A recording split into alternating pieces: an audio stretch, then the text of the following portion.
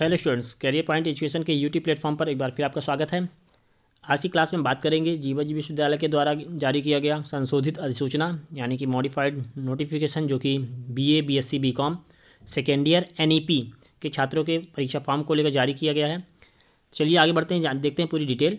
जैसा कि आप देख रहे हैं, ये जो नोटिफिकेशन है आज की डेट यानी कि 5 मार्च को जारी किया गया है, जिसमें उन्होंने लिखा है कि सर संबंधितों की सूचना से अधिसूचित किया जाता है कि स्नातक बीए, बीएससी, बीकॉम और BSc home science second year के छात्रों जो कि नवीन शिक्षा पद्धति पर आधारित हैं, नियमित और प्राइवेट भूतपूर्व पूरक द्वितीय अवसर मुख्य परीक्षा मार्च अप्रैल 24 में सम्मिलित होने वाले विद्यार्थियों या परीक्षार्थियों के लिए परीक्षा आवेदन पत्र भरने की संशोधित तिथियां निम्नानुसार घोषित की जाती हैं। मतलब क्या कि आपको जो एग्ज़ाम फॉर्म भरना था उसकी जो एक नोटिफिकेशन उन्होंने जारी कर चुका था जीवाजी विश्वविद्यालय ने, जिसकी लास्ट डेट आज की थी यानी 5 मार्च की। आप 5 मार्च तक फॉर्म भरना था, लेकिन किसी कारणवश जीवाजी विश्वविद्यालय उसको एक्टिवेट नहीं कर पाया, लिंक एक्टिवेट नहीं हुई, कॉलेज के द्वारा अप्रूव नहीं हो पाया, तो उसके उन्होंने चेंज करते हुए संशोधित अधिसूचना फिर से जारी किया है, जिसके लिए उन्होंने लास्ट डेट क्या दी है 11 मार्च, यानी कि 11 मार्च तक आप अपना एग्ज़ाम फॉर्म भर सकते हैं। इस बार उम्मीद है कि आपका लिंक जल्दी ही एक्टिवेट हो जाएगी। आप अपना एग्ज़ाम फॉर्म कॉलेज से अप्रूव करा के आप एमपी ऑनलाइन से अपना एग्ज़ाम फॉर्म भर सकते हैं। ठीक, उसके लिए आप ध्यान रखेंगे कि इसके पहले आपको अपनी एबीसी आईडी बनाना अनिवार्य है। Academic bank of credit ID आपको बनाना अनिवार्य होगा। अगर आप इसको नहीं बनवाते तो आपका एग्ज़ाम फॉर्म अप्रूव नहीं किया जाएगा कॉलेज के द्वारा। ठीक, फिर इसके बाद में अगर आप 11 मार्च तक अपना परीक्षा फॉर्म नहीं भर पाते तो आपको 300 रुपये लेट फीस के साथ में आपको 13 मार्च तक का टाइम और दिया जाएगा, जिसमें अपना एग्ज़ाम फॉर्म आप भर पाएंगे। उसके बाद आपको 500 रुपये लेट फीस लगेगा, उसकी डेट दी जाती है एक दिन और बढ़ा के 14 मार्च तक। परीक्षा के 3 दिन पहले तक आप 1000 लेट फीस के साथ में अपना परीक्षा फॉर्म भर पाएंगे। क्लियर। एक और सुविधा आपको इस बार दी गई है कुलपति महोदय के अनुशंसा एवं छात्र हित को ध्यान रखते हुए कि आपको अपना एग्ज़ाम फॉर्म अगर किसी कारण से नहीं भर पाते हैं तो परीक्षा शुरू होने के एग्ज़ाम शुरू होने के एक दिन पहले तक आप 2000 लेट फीस के साथ में भी अपना एग्ज़ाम फॉर्म फिल कर पाएंगे। ठीक है, आपको ध्यान रखना है, लेकिन लेट फीस से बचने के लिए आपको अपना एग्ज़ाम फॉर्म 11 मार्च तक भरना है और उसको अप्रूव करा के कॉलेज से आप अपना फॉर्म भर के कॉलेज में सबमिट करेंगे। क्लियर। इसके बाद बात करेंगे आपकी जो फीस है, फीस पहले की जैसा ही पूरा स्ट्रक्चर है, जिसमें नियमित स्टूडेंट के लिए 1645 रुपये, प्राइवेट स्टूडेंट के लिए 1876 और जो सेकंड चांस द्वितीय पूर्व परीक्षा देंगे उनको होगा 1241 रुपये। ये है केवल बीए और बीकॉम सेकेंड ईयर के लिए।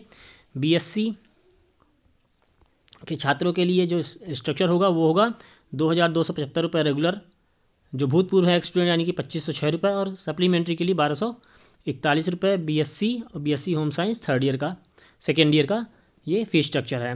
यहाँ पर देखिए विशेष नोट उन्होंने लिखा है कि माननीय कुलपति महोदय के आदेशानुसार छात्र हित के लिए एक विशेष सुविधा प्रदान की जा रही है कि विलम्ब शुल्क 2000 के साथ में अपना परीक्षा फॉर्म भरने के उपरांत उसी दिवस में प्राचार्य या विभागाध्यक्ष के द्वारा आप विश्वविद्यालय में जमा करवाएंगे, जिसके एवज में आप अपना एग्ज़ाम दे पाएंगे। क्लियर। तो कुल मिला के आपको एक एक्स्ट्रा फैसिलिटी दी गई है, लेकिन आप ध्यान रखें कि लेट फीस से बचने के लिए आप 11 मार्च तक अपना एग्ज़ाम फॉर्म अप्रूव करा के हर हाल में भर दें। ठीक, इसके बाद उन्होंने एक चीज़ पर और जोड़ दिया है कि आपको अपना एकेडमिक बैंक ऑफ क्रेडिट यानी कि आपको एबीसी आईडी हर हाल में बनवाना अनिवार्य है। आप अगर एबीसी आईडी नहीं बनाएंगे तो आपका एग्ज़ाम फॉर्म कॉलेज के द्वारा अप्रूव नहीं किया जाएगा, पहली चीज़, और आपका एग्ज़ाम जो होगा वो भी बाधित हो सकता है।